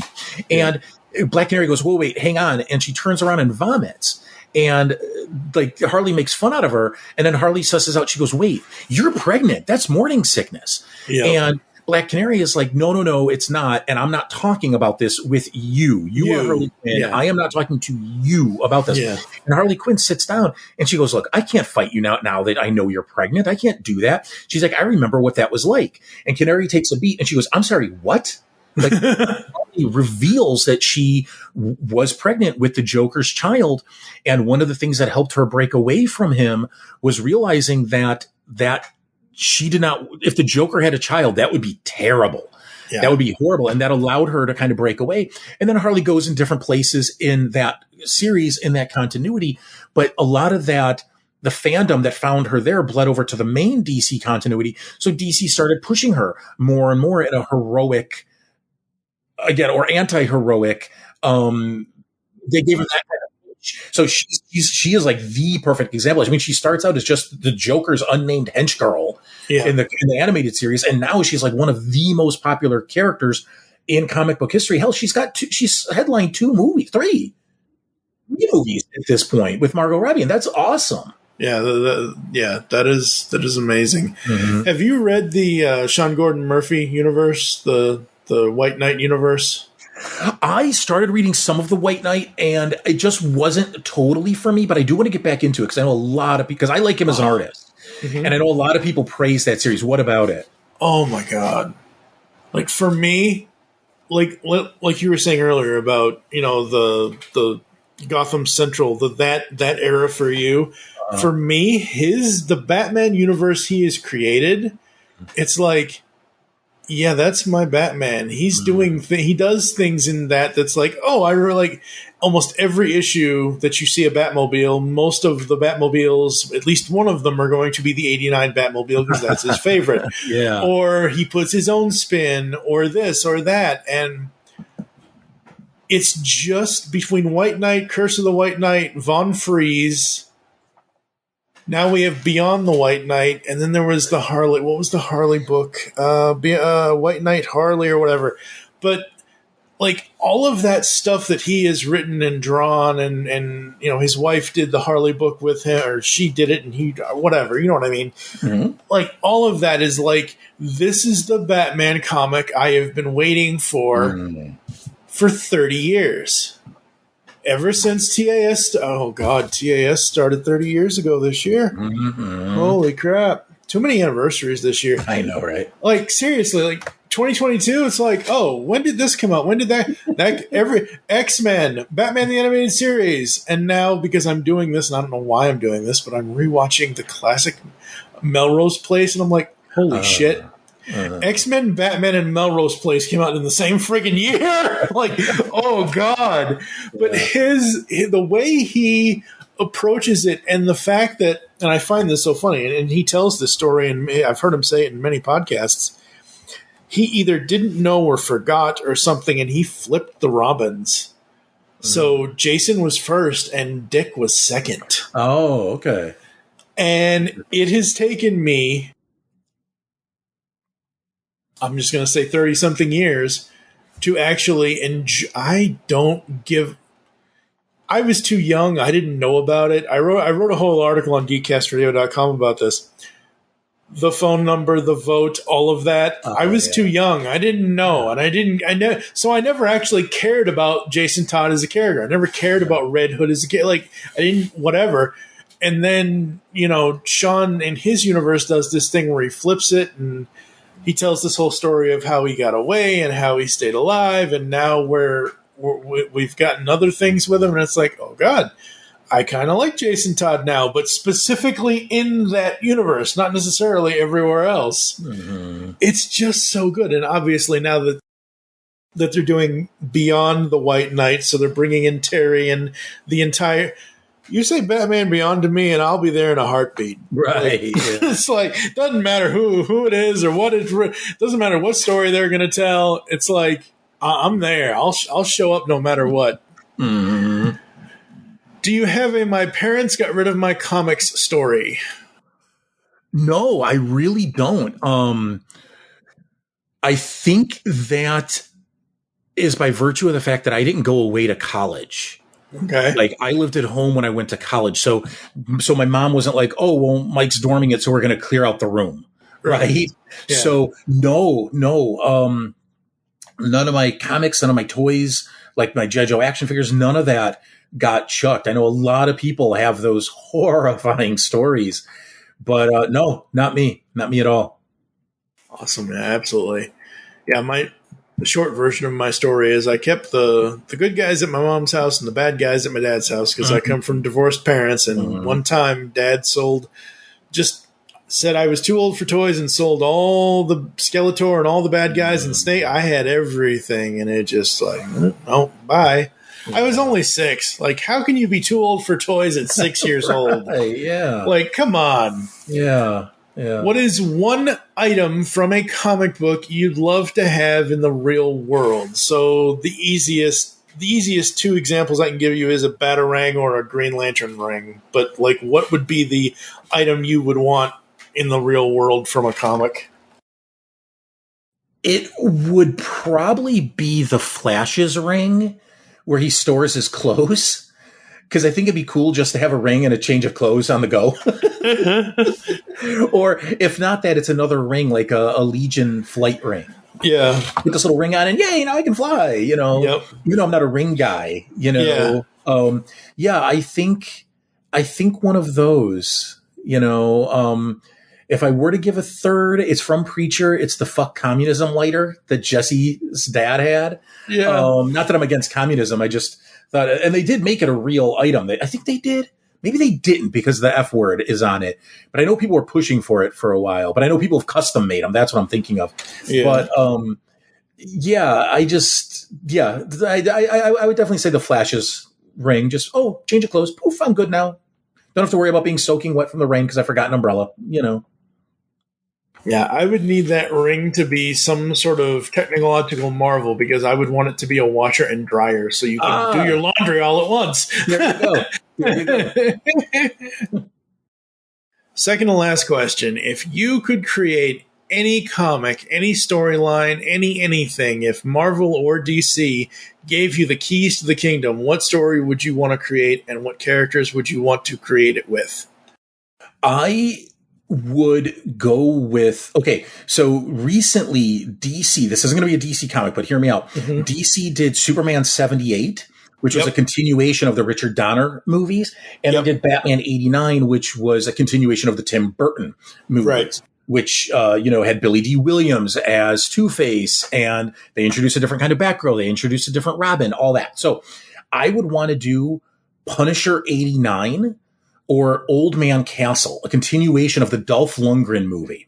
Oh, Because wow. I adore that movie. I think that's the best Punisher movie there's ever been. It really gets the character, and I've actually I'm just going to say it because Hollywood is never going to pick it up, and actually the actors are getting too old. But I've started writing it as a script, as a screenplay, and I just have this whole idea where Dolph Lundgren's Punisher is in jail. Time caught up with him. The cops caught up with him.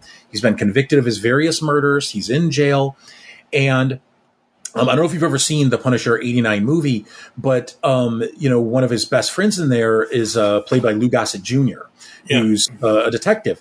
And, I would have it where some people, for whatever reason, doesn't matter, they go after Detective Berkowitz, that's Gossett, and they go after him. I don't know if they kidnap him. I don't know if they kill him, but whatever they do, they hurt him real bad, and it makes the news because he's a much respected cop, and he was the former partner of the Punisher before he became the Punisher. Yeah. So it's not just a cop got hurt or killed, a retired cop got hurt or killed. It's this broader story in that world.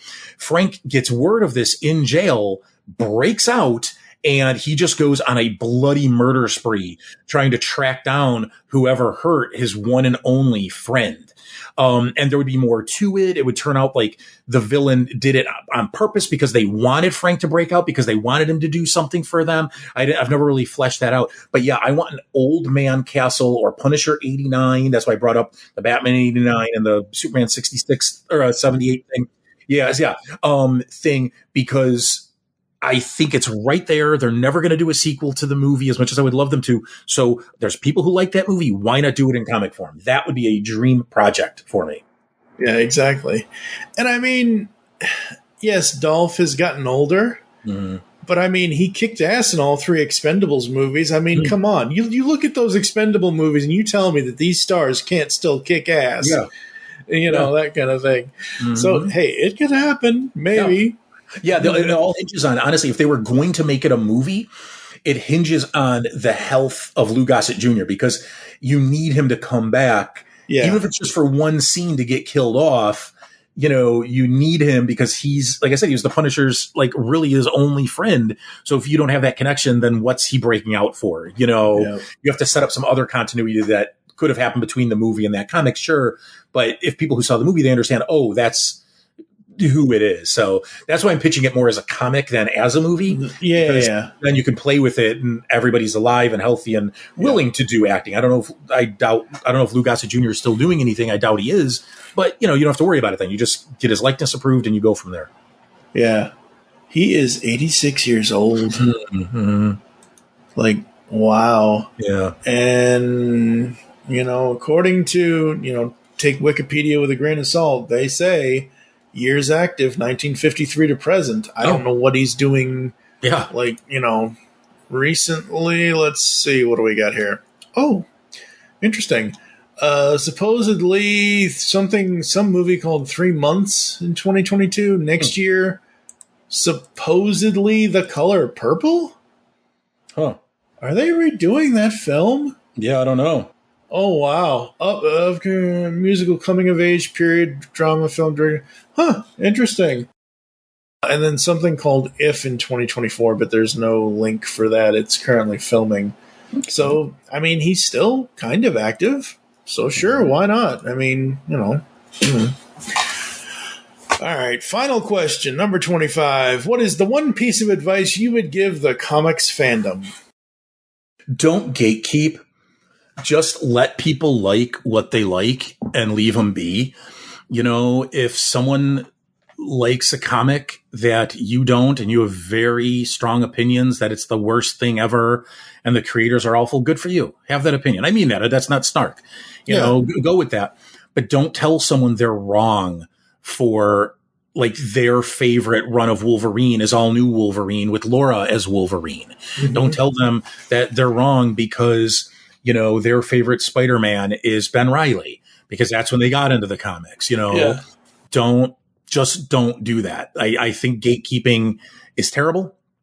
You know, I mean, there are so few people that actively enjoy comic books or whatever your thing is, not you specifically, Mike, but so few people that enjoy that thing. Why would you limit it? The more voices, the better. If you're a Star Trek fan, let someone enjoy Star Trek. Let them enjoy. You might not like Enterprise, but let them have Enterprise as their favorite thing, and don't tell them they're a terrible human being because they like Trip, you know, or this and that. So just don't gatekeep. Just don't be a D-bag. Yeah, exactly. Yeah. That's what almost everyone says on any of these things that I do, because that's the best advice, because, you know, just because, you know, people have an opinion on, like, I forget who said it, but I say this all the time. Opinions are like assholes. Everybody's got one, and no one is, opinions can't be right or wrong. Right. They're opinions. Like, you know, sure, we can agree or disagree, or, you know, that's one of the things I set out doing podcasting. I set out to do it with okay, not that we're going to do this, but let's just say I somehow map out I don't know how long it would be, but Sandman. If I mapped out a journey for us to cover everything in Sandman, like 2, 3, 4 years down the line, like if there's a point where like you were saying with you and Des and you and Dan, it's like, if there's a point where it's like, oh, this turned and let's not do this anymore. You know, it's like, it's okay. It's fine. You know, why can't we all get along? Right. I don't know. Yeah. Like earlier, I had said, I used the word objectively, and I try not to do that too often, but I said Countdown is objectively bad. But if you like Countdown, then just dismiss my opinion on it. Dismiss my opinion on it one way or the other. I don't care. But I'm not trying to tell people not to read it. I just think, you know, that's what it is. Yeah, that's what it is. If that's what got you into comics, if that you're like, no, this is like really good, I really like this particular aspect of it, then great. That is amazing. I'm not trying to tell you not to like it. I don't want to tell people not to like what they like. Like it, enjoy it, spread the good word of it out there on Twitter or wherever you are. And, you know, if someone doesn't like it, they want to tell you that you're wrong for it, well, that's their problem. Yep. Absolutely. All right, folks, that's going to do it for us. We're going to take a quick break. You're going to hear some ads and some other stuff, and we'll come back to close the show after this. Give me a triple. Now. Hello, geeks and geekettes. Looking for a podcast that covers a vast array of topics? Then check out Altered Geek Unleashed, where we discuss our thoughts on this week's geeky news, tech, gaming, television shows, movies, cartoons, comics, and more. So, get altered, get geeky with the Altered Geeks. Every Friday on the Geekcast Radio Network. Because the world needs another movie podcast. The Geekcast Radio Network presents for your listening pleasure the Cinema Geek. Hosted by Amanda, Kevin, Matt, and Dan. Each week we dive headfirst in the landscape of movies as we discuss movie news, play movie games, go in-depth on reviews, and even have a top 10 countdown or two. Also, don't miss our director retrospective series, where we review noted directors' movies film by film. Bottom line is, if you love movies and love podcasts, you need to experience the Cinema Geeks. You can find us on iTunes, Blog Talk Radio, or GeekCastRadio.com. Hey, welcome to the Last Comic Shop Podcast! A comic book podcast that actually talks about comics. Yep, each week we open the shop up and read and discuss a comic. Sometimes we pair that up with comic book movies or TV shows. Or not. Lots of times it's just comic books and sound effects. Oh, yes, definitely lots of sound effects. So tune in on all the major podcasting platforms for the Last Comic Shop Podcast. Or check out our library of evergreen shows at www.lastcomicshoppodcast.com. Like science fiction? Of course you do, or you wouldn't be listening to the Geekcast Radio Network. Well, the Mark Who 42's Universe podcast is an award-winning sci-fi radio show that's been around for over 10 years. We cover everything from Doctor Who to the MCU to pop culture and everything in between. A new show drops on Tuesday mornings on the GCRN website and all of the major podcast platforms. So listen to the Marku 42's Universe podcast from the universe and beyond.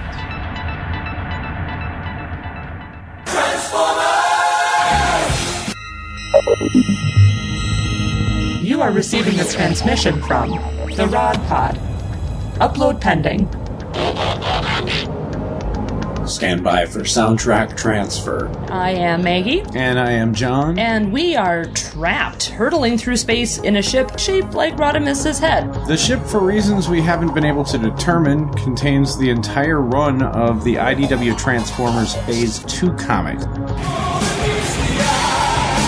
which chronicle the events following the end of the war between the Autobots and Decepticons.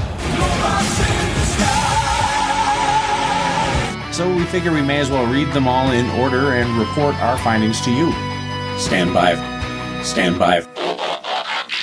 Upload complete. Now.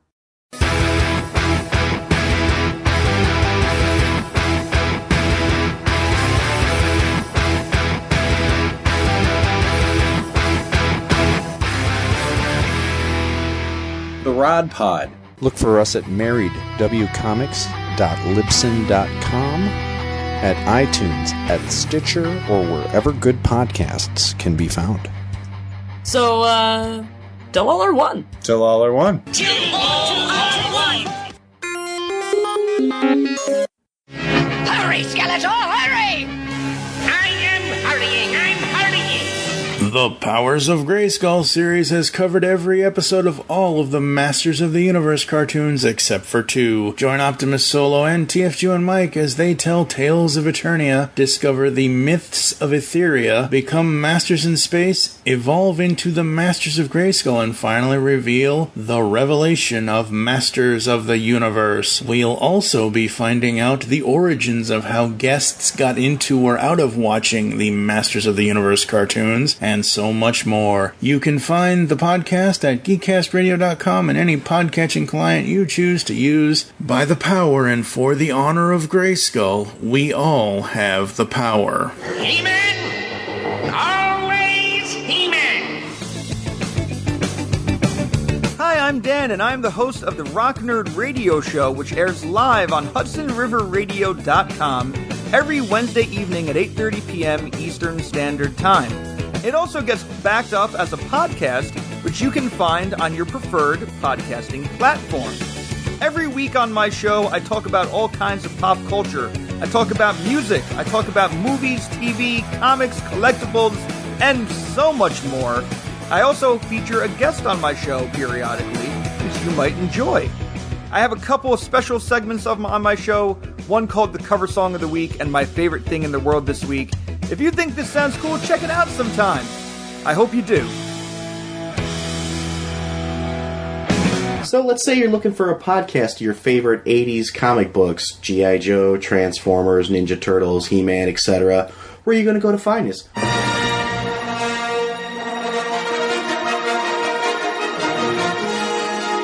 Welcome to Star Joe's Podcast. I'm your host, Ryan. And I'm Chuck. That's right, everybody. We're the Star Joes. We host a podcast called Star Joe's Podcast, where we talk about your favorite comic books, your favorite toys of all the 80s properties. Star Wars, G.I. Joe, Transformers, Mask, Thundercats, Voltron, you name it, we cover it. If it's in the 80s, we'll cover it at some point. Yes, so what you want to do to find us, you can go to iTunes, you can go to www.starjoes.com. And remember, the Force will be with you. Because knowing us is half the battle.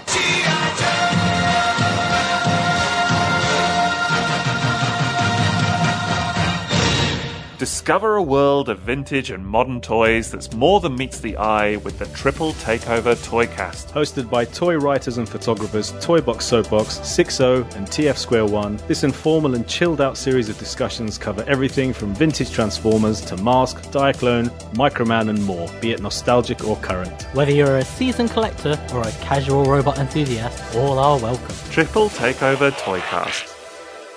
Block it out and power on through. All right, we are back here inside the Pull Bag, episode 500. It's taken us 9.5 years to get to 500 episodes. I didn't think this was going to be this long, but it is. All right, Mike, what do you got? What do you want to promote? Really, earth2.net, earth-2.net. There are forums.earth-2.net. If you want to follow me on Twitter, I'm just going to promote two of my Twitter accounts because I have a couple, but earth_2, because you can't use dashes in Twitter handles. That's why it's an underscore. So that's just my general geeky stuff, but if you want to follow me as I read comics, one of the things I've been doing since the start of 2021 is I tweet about every comic that I am reading in that moment. I'm sort of like how people live tweet movies. I live tweet comics. And that is Mike Reads Comics. All one word, no spaces, underscores, or anything like that. Just Mike Reads Comics. So yeah, those are the things I would promote. Very cool, very cool. What podcasts? I know you're still doing Earth2.net, the show, but what else? Like you said, you mentioned your show Bigger on the Inside, which is your Doctor Who show. Mm-hmm. What else are you doing in podcasting? Is that it? Are those the only two that you're doing currently? Nope. There's Earth2.net, the show. There's Bigger on the Inside, as you said, Doctor Who. There is The Edge of Forever, which is the Star Trek show that Dan and I do. It's been big gaps between episodes. That's my fault. I'm sitting on several episodes and I've just not had the energy to edit them. Not that they require a lot of editing at all, right. But it takes time. So, and Dan launched a new podcast that he hosts that I'm just one of the co-hosts on, called Channel 37's Midnight Movie Show.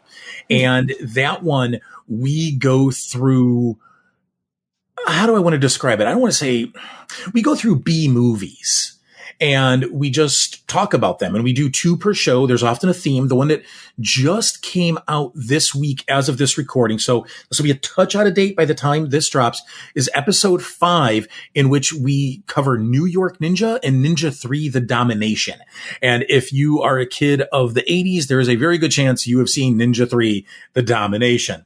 For anybody who is like, wait, have I seen that one? That's the one that spends 20 minutes on a golf course with a ninja just kicking all kinds of ass. So and that's it. It's a really fun show. We do it with Wendy, Dan's wife. We do it with Dave Probert and Will Ackerman.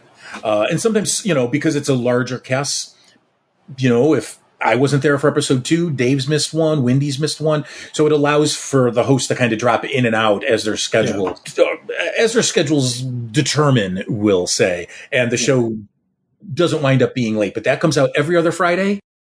And we're going to kind of, I say we, I mean, it's Dan's baby, but it's going to be in seasons. There's going to come a point coming up where we're going to stop for a while, take a little break, and then there's going to be a second season.